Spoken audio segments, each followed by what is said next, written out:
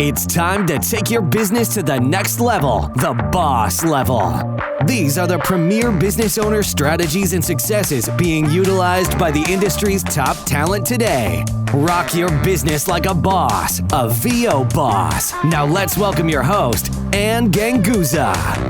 Hey everyone, welcome to the VO Boss Podcast and our Balance series. I'm your host, Ann Ganguza, and I'm excited to start my day with my extra special guest co-host, Erikka J. Erikka, hey. Hey Ann, how are you? Erikka, I had a bad dream last night. Uh-oh. What was My it? bad dream was I was in the middle of a client session and my computer just went blah. It just died. And I was freaking out because I couldn't figure out what to do. I couldn't get it back up. And my client was just waiting and there was like crickets. And I kept thinking to myself, man, if I don't do something to get this up and running quickly, I am not going to have this client anymore. So yeah, I think we should talk about being prepared in the event of this sort of thing happening and talk about equipment and what's important for us as business owners to protect ourselves and our businesses by maybe talking about equipment, having backup equipment, what's involved, what should we be thinking about, all of those good stuff. Certainly a balanced approach to have is to understand that hardware, it's not about if it will fail, it's when.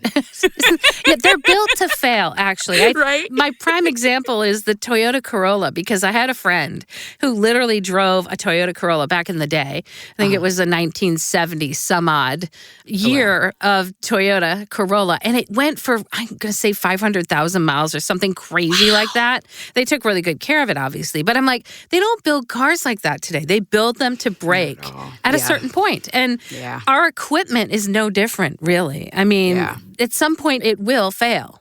Yeah. And it's everything. It's like, thinking about the entire chain. Like mics usually, they take quite a while, but your interfaces, your cables, your computer screens, your keyboards, your mouse, like all of it.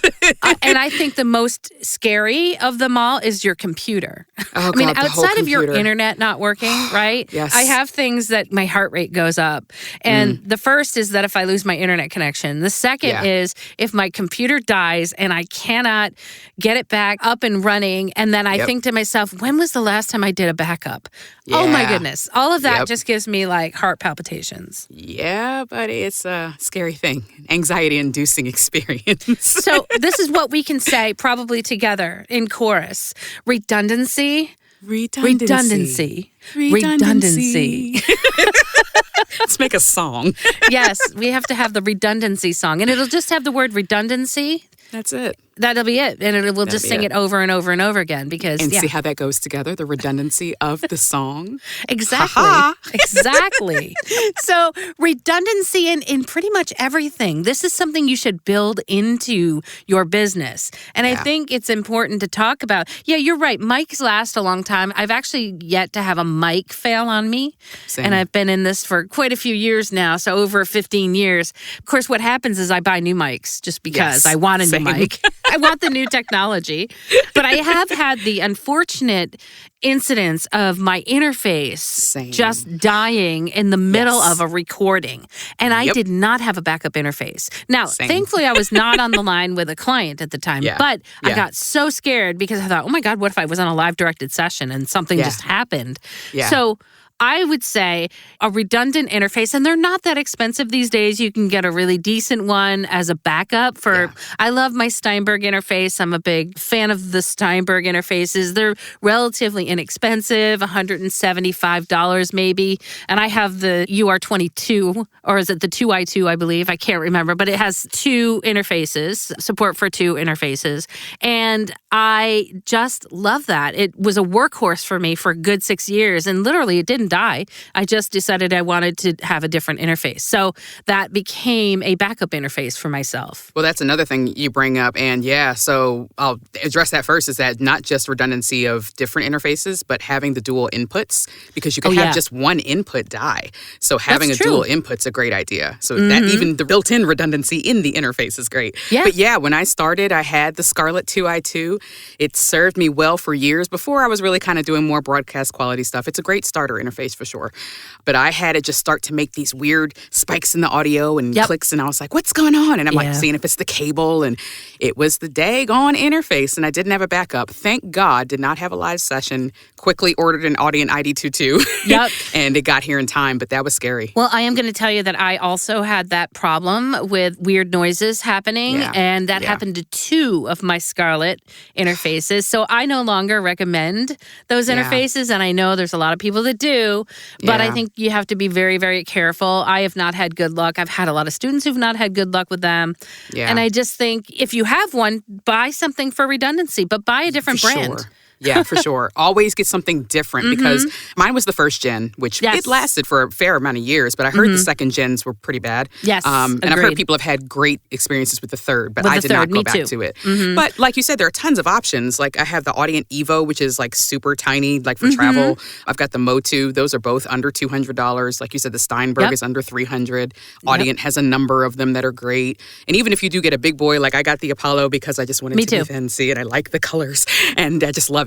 But I do have Audience's backup. Yes. I like when you boot up and all clicks. The colors and little dials. Yeah, it's very pretty. It's like you're booting up the spaceship. Like, it's very I love sparkly. Yes, I bought the Apollo because it's so sparkly. It's wonderful. I know, right? But I also have an Apollo interface. And by the way, just FYI, the Steinberg is actually under $200. Is it? Okay. Yeah, perfect. It's a really reasonable price for the Steinberg. It was like $229, but yeah, perfect. Yeah, Even I've better. got for $179. I've seen it. But yeah, Beautiful. So I absolutely love the Steinberg. I have it as a backup. And actually, I have another backup just because I was all buying interfaces to try them out. So I have another interface. I have a Mackie interface that is another backup as well. So I'm set for that. And because I'm going to tell you guys, it took me 10 years to buy a 416. So I had a TLM 103. I still have it. And I said, I'm going to try a 416. And so now I have, a couple of choices when I come into the studio here. But one is redundant, right? If this one doesn't work, the other one will. Also for traveling. So my justification was, let me get a 416 for my travel microphone. And then I said, well, I'm not traveling during the pandemic, right? It went right into my studio. And now it's just becoming something I use every single day, which I absolutely love. And I love my 416, but I do love my 103 because when I do things where bigger noises, it's not as forgiving. I know there are people that do animation on the 416, but I just like being able to have the space to kind of yell a little more freely. And for singing, like I wouldn't really use the 416. So I love my 103 for that. Agreed. Yeah, I love them both. I have the option, so I'm really excited about that. Now, computers. So I have an iMac, a 27-inch iMac, which is my main computer and also my audio computer. But I also have a MacBook Pro, which is what I got for travel. But that serves as my redundant computer in case something were to happen to my main Mac. Yeah. I'm a Windows girl, so offering the balance here. That's it. That's right. I did a custom build. So went out and my brother helped me pick all my different parts and all my RAM and everything's custom to make sure it fits. And I actually have a case that is isolating, so it's super quiet. Nice. So that's my main computer. And yes, I primarily use it for recording, but I do other things like everybody else, but not a lot of other software on that one. And I have a HP something or other. I forget what the model number is, but that's my travel. But then I also have a backup to that. I've got a Surface Go or something like that. So obviously if the main one went down, which it better not because I only built it a year and a half ago, but I could use the laptop and record from that. Yeah. So having those around in the event of something happening when you are online with a client or a studio, recording with a studio, it's always wonderful to have those. And I think I mentioned this once before in one of our episodes. It's important that you kind of understand how they go together. And so if you don't necessarily, labels are really helpful for cables. What goes where, taking pictures of your setup. I used to take pictures of my mix minus set, take all the dials before I really figured out how my equipment worked. And I would have an engineer help me set it up. And then I would take pictures. Yep. Yeah, I write on mine with the little marker, so I know the marker where's my optimal gain setting is. Absolutely. Yeah. Very important. So, yeah, I think that labels, photos, making sure you know how things go together, and also redundancy in, let's say, your internet connection as well. Because, Ooh, buddy, yeah. don't want to forget if you lose your internet connection, do you have another way to connect to the internet? And I know that I have a hotspot on my phone. Same. As another way to connect. And I've actually used that while I was online with people in a session. So make sure that you know that that hotspot works. And I was using IPDTL at the time. And you want to make sure that that hotspot is powerful enough so that it can support you in a Source Connect or IPDTL session. Yeah. Thank goodness I haven't had that scenario where I lost internet and couldn't, had to use a hotspot, but I was close. I do have the one on my phone as well. And it's just great to have an option because, yes, hardwired should be your primary by all means. But even having a Wi-Fi card, in your main computer or, like you said, your laptop or something else. Good point. Not just hardwired Ethernet, but also Wi-Fi capacity as well, even though I think hardwired is always best. We had our new house built and moved in right before the pandemic. I had this office outfitted with 3 Ethernet jacks. So I had redundancy in my hardwire. In addition to our Wi-Fi and getting different satellite options to make sure the Wi-Fi worked in every room. Yep. So that if we could have that redundancy. You just can't afford, if you are a business owner and you work from home, you can't afford to not have, I think, a decent internet connection. And with that being said, I mean, a decent internet connection, I'm not talking about like a couple hundred megabits per second upload. Yeah. I'm talking gig. If you can get fiber or gigabit internet, it's absolutely worth the money. Like, what do you think? So necessary. Erikka? Yeah, absolutely. I've been like emailing my HOA, like, when are we getting fiber? Because this is an older established neighborhood. So I'm like waiting for, please dig up and give us fiber because it's worth it. But until then, I do have gig internet. It's just so necessary. And I go test my speed every once in a while on like speedtest.net or whatever the website is, just to make sure I'm getting what I'm paying for. Yes, speedtest.net is a great resource. I want to just back that up and saying that's how you can find out if you're getting what you're paying for. I've had to do that test multiple times with students who are like, oh no, I just upgraded my internet. And I'll be like, okay, go to speedtest.net. Let's see what your download and your upload is. And your upload is actually pretty important when you're doing a Source Connect or an IPDTL. So upload speed is important. And Erikka, you mentioned something about, you're waiting for gig. And a lot of times gig is underground when they do the fiber. They put that underground. Yeah. So one thing that you also mentioned to me prior to this was, depending on where you live, right, what type of internet connection, but also the power, right? Yes. Yeah. Like, I think that you want to make sure that everything you have, if your power goes out, do you have redundant power somehow? Or do you have protection on your equipment? Like you mentioned a UPS. I did, and that was one thing where, thank goodness, I don't get a ton of power outages. I've had a couple like brownouts, but an uninterruptible power supply, UPS or UPS, what that does is, for one, it is a surge protector. Well, if you get the one, they usually have a surge protector built in, so it gives you that. But what it also does is it will save your computer it'll give it some power. It's like a battery that will temporarily, it's big enough, it's pretty heavy, to be able to keep running your equipment that's plugged into it. And the idea is to be able to have it still have power so that you can safely shut down. Yeah. And save whatever you're doing. So say you're in the middle of a session. If you lose power, obviously your internet's probably gone. So maybe your clients were on the phone and they're gone now. But you can save that session or finish recording a take and save it and then shut down safely without it being just cut off from the power outage or even brownout. So I have all of my devices plugged into the UPS. I actually use a power strip where I plug everything in so that I can have more outlets. And then I plug the power strip into the UPS. Yeah, so important. And when your computer crashes from a power outage, sometimes it doesn't come back up. And that's where, my heart rate, as I was mentioning, my internet goes down or my computer doesn't boot back up properly.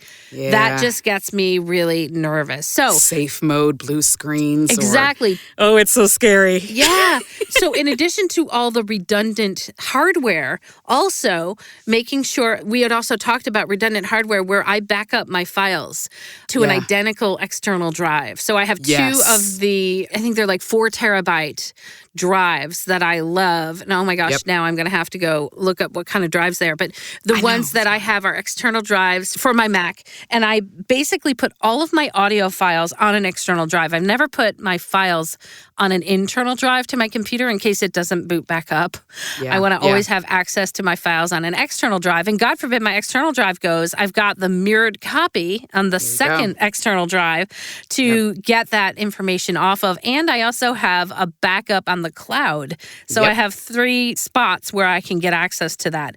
And so hopefully you have software that will retain information if you happen to crash. I know that Twisted Wave does. If I crash out of my computer and I boot back up, Twisted Wave will say, do you want to recover from a crash? Yeah, Audition too. Audition too, thankfully. Yeah, thank goodness. Yeah, what I'll do is because I had my custom built, I do have like an extra drive that was built in there.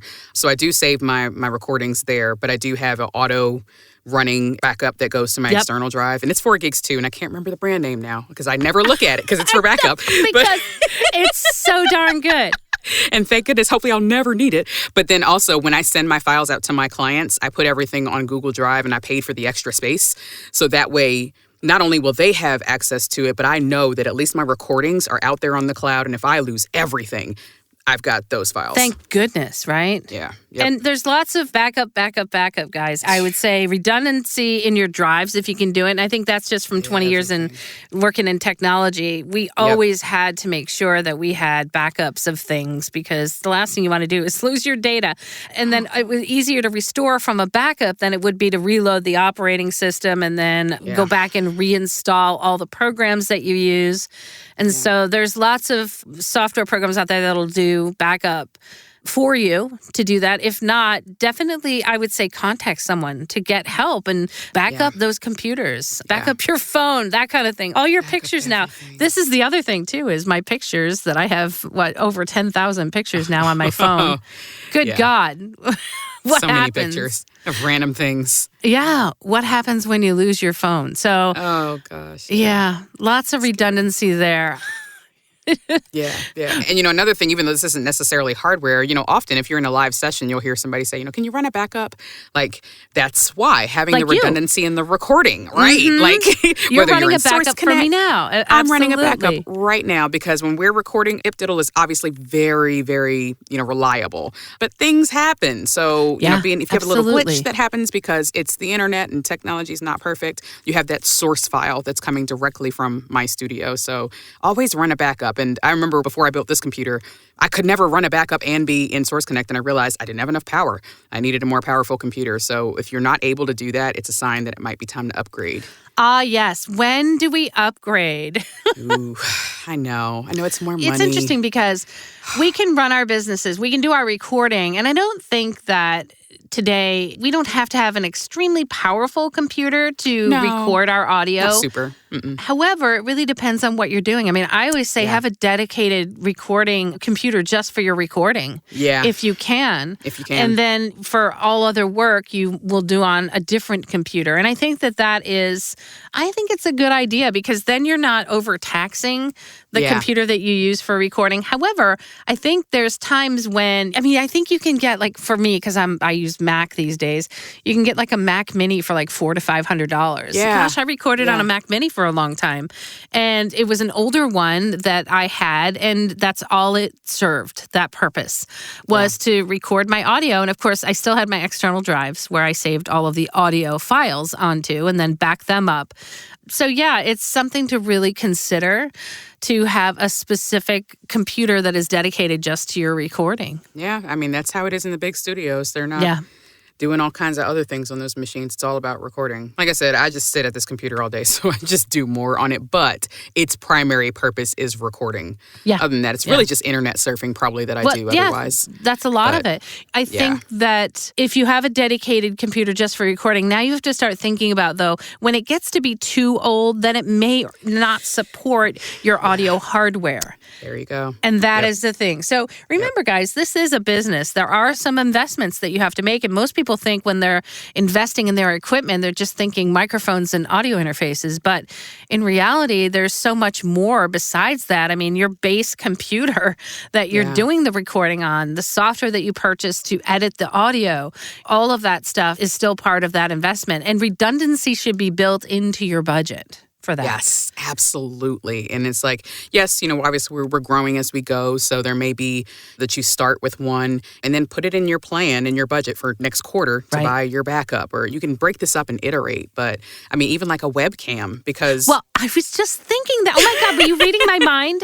I was just thinking, like, what other hardware is there, right? And you're like, yes, the webcam. I mean, gosh, this is how we're communicating these days a lot. It's nice to be able... I flip on video for the first 5 minutes, just to have that human interaction. And I think it makes a difference in relationship building. And I turn it off when I record. I make a joke like, you don't have to see my weird actor faces. But, it eats up some bandwidth, So I want to make sure that the audio is as clean as possible so they're hearing all the nuances so they can direct me. But yeah, like webcams.